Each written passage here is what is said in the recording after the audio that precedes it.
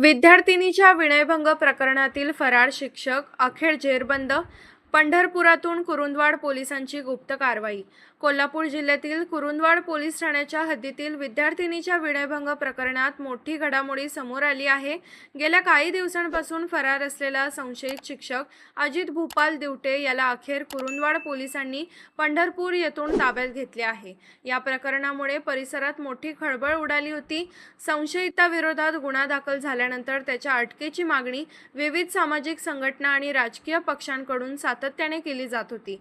तपासात होत असलेल्या कथित दिरंगाईवरून पोलीस प्रशासनावरही प्रश्न उपस्थित केले जात होते. दरम्यान पोलिसांनी आरोपीच्या हालचालींवर बारकाईने लक्ष ठेवत अत्यंत गोपनीय पद्धतीने सापळा रचला. सहाय्यक पोलीस निरीक्षक संतोष माने आणि पोलीस उपनिरीक्षक जीवन पाटील यांच्या मार्गदर्शनाखाली हवालदार ज्ञानदेव सानप आणि अविनाश भोसले यांच्या पथकाने तांत्रिक माहितीच्या आधारे पंढरपूर येथे ही कारवाई केली आणि संशयित शिक्षकाला ताब्यात घेतले. या संपूर्ण कारवाई दरम्यान पोलिसांनी अत्यंत गोपनीयता राखल्याचं सांगितले जात आहे.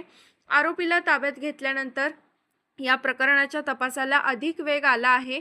आता शुक्रवारी सकाळी आरोपीला न्यायालयात हजर केले जाणार असून त्याला पोलीस कोठडी मिळणार का याकडे सर्वांचे लक्ष लागले आहे. न्यायालयाच्या पुढील आदेशानुसार या प्रकरणात पुढील कायदेशीर प्रक्रिया पार पडणार आहे. या प्रकरणातील प्रत्येक महत्त्वाची घडामोडी आम्ही तुमच्यापर्यंत पोहोचवतच राहू.